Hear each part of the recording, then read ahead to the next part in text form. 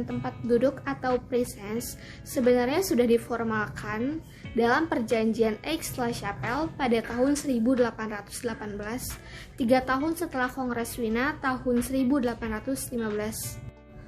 Meskipun hal ini mungkin tampak sepele dan tidak penting, namun sebenarnya hal ini penting karena akan berdampak pada keberhasilan dan kegagalan suatu negosiasi diplomatik. Salah satu contoh yang terkenal adalah Konferensi Potsdam pada tahun 1945.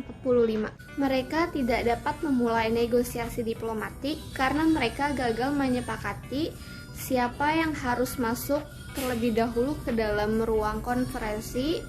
Perselisihan ini akhirnya diselesaikan dengan kesepakatan bahwa ketiga tokoh tersebut masuk secara bersamaan dari 3 pintu yang berbeda. Selain itu, pengaturan upacara diplomatik dan keprotokolan lainnya diatur pada VCDR 1961 dan VCDC 1963. Dan pada saat ini, badan-badan internasional menetapkan rules of procedures dan aspek keprotokolan masing-masing. Pengertian keprotokolan adalah serangkaian kegiatan yang berkaitan dengan aturan dalam acara kenegaraan atau acara resmi yang meliputi tata tempat, tata upacara, dan tata penghormatan sebagai bentuk penghormatan kepada pejabat negara, pejabat pemerintah, perwakilan negara asing, dan atau organisasi internasional serta tokoh masyarakat tertentu. Protokol juga penting diterapkan dalam hubungan antar negara atau hubungan diplomatik. Hubungan diplomatik itu sendiri merupakan instrumen hubungan luar negeri yang merupakan kebutuhan bagi setiap negara. Hal ini didasarkan pertimbangan bahwa sejak dahulu sampai saat ini tidak ada satupun negara yang dapat berdiri sendiri tanpa mengadakan hubungan internasional.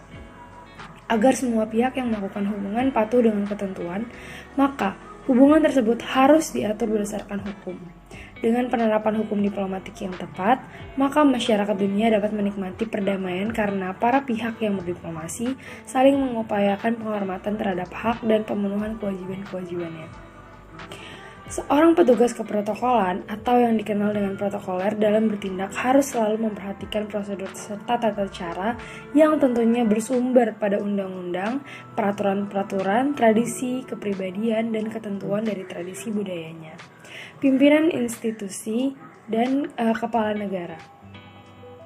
Kemudian Kongres Perdamaian Westphalia pada 1648 yang mengakhiri perang 30 tahun di Eropa Barat merupakan suatu konferensi internasional yang pertama yang mengacu ke arah diplomasi modern. Pertemuan ini dihadiri oleh para wakil dari negara Australia, Prancis, dan Swedia, serta beberapa negara lainnya, yang memakan waktu 6 tahun untuk mengakhirinya. Kongres tersebut memerlukan waktu yang sedemikian lamanya karena belum ada peraturan protokol yang dipergunakan sebagai pedoman.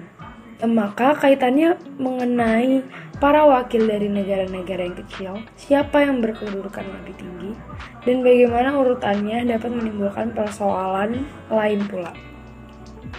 Maka dari itu muncullah gagasan untuk mempergunakan kata yang disebut meja bundar. Namun ini pun tidak menyelesaikan masalah keprotokolan karena berebut ingin duduk dekat pintu.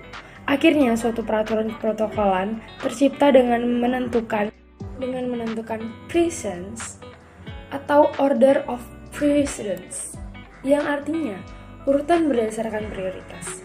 Setelah itu, konferensi-konferensi internasional yang kemudian diselenggarakan berlangsung dengan lebih tertib dan lancar. Berikut ruang lingkup tugas dari protokoler. 1. Pada bidang upacara seperti pelantikan, peresmian proyek pembangunan, peringatan hari-hari besar nasional, HUT organisasi dan apel bendera, pembukaan dan penutupan rapat atau seminar, pemakaman, penandatanganan kerjasama. 2. Pada bidang kunjungan presiden dan wakil presiden, kunjungan kenegaraan dan kunjungan resmi, kunjungan pejabat pusat dan pejabat daerah, kunjungan tamu luar negeri dan duta besar atau kepala perwakilan asing, dan terakhir kunjungan pimpinan daerah.